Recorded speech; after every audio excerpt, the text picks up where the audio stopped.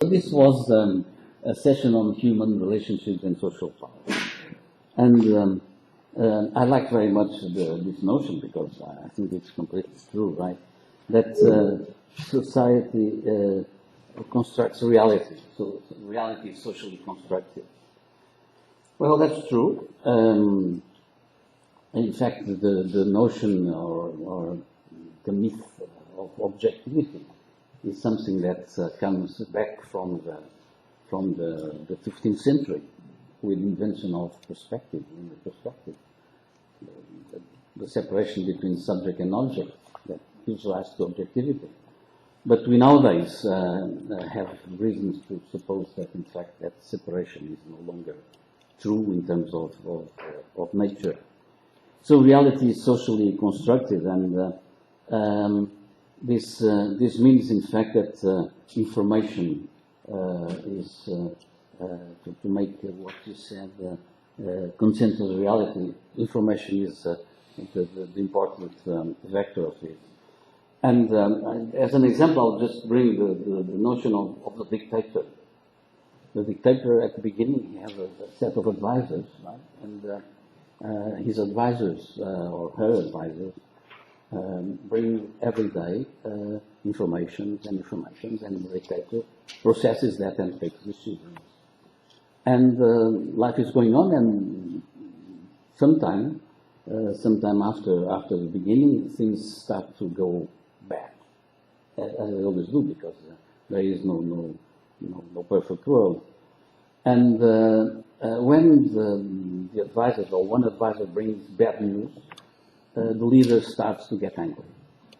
And people start to be afraid of saying things that are inconvenient, because the leader, when it gets angry, then the whole thing starts and he may be fired and so on. And so after a while, the advisors are just bringing a version of reality which is not in fact reality. And the dictator, in fact, he is there. Sometimes he comes and comes to sessions and so on, but he is no longer adherent to reality. And then he starts making mistakes. And that's exactly a perfect illustration of this thing. And how can one overcome that? How can one overcome that? Well, one has to have always channels to be able to see society in other ways. Now, that comes also the question of these relationships, human relationships. Suppose you have an orator in an audience. What is the power of the orator? Well, for instance, here, what is my power? My power is the audience, in fact. If the orator is able to seduce the audience, then what the power he has is, in fact, or she has, is in fact the volume of the audience willing to perform some action that the orator has said. That's why in an open space, the orator never starts alone. He has always a small group of people, of supporters who cheer. And a small group, but enough so that any person that comes is less than those that are there. So that person needs to be integrated rather than against. So this question of power and how it is exercised is really something that is with us from a very long time, and it's very well established, in fact.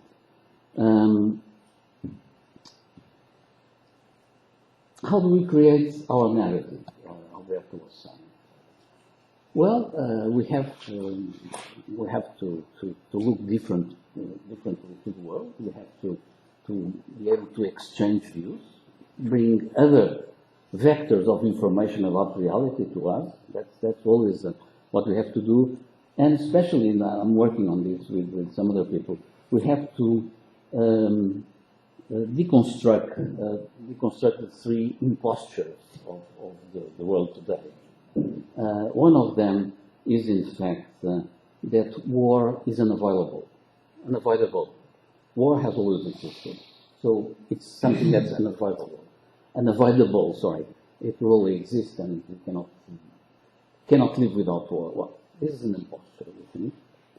The second imposture is that poverty is a need. You need poverty always, because you need to have differences in society. So that's the second one. It's a way of representing society, of social representation. And the third one is, in fact, that growth is necessary, is the basis of sustainable development. I think this is probably something that we have discussed already. But economic growth is needed. It's the basis of sustainable development. Well, we also think that this is an imposture, and it's not demonstrated at all that sustainable development needs growth for what.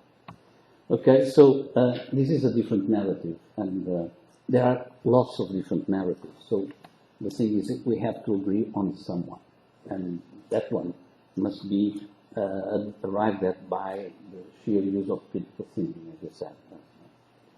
Anyway, the last issue: how do networking institutions such as the internet enhance the generation, distribution, and productivity of social power? That was a question for this section. And just to see something, how did feudalism disappear? In fact, what was essential for feudalism to disappear? Well, gain power and the printing press. Now, those were the two main vectors of. They destroyed feudalism. I mean, artillery, gunpowder, because the fortresses were no longer as effective as they were before, and the printing press, because information was. Well, we are now at a time where we see, for instance, that we have also a comparable set of instruments. We have the nuclear bomb, which has altered altogether the game. A nation with a nuclear bomb cannot be attacked, or it's really very very complicated to try to do that. And we have the internet. So the issue is, what is the power internet? Well, it's not the internet alone, but are we coming out of a way of life, of organizing society like before, with this powerful instrument? Or this is just our perspective? We are so close to the facts and to these events that we lose, we are biased, we lose perspective. So we need to really discuss this.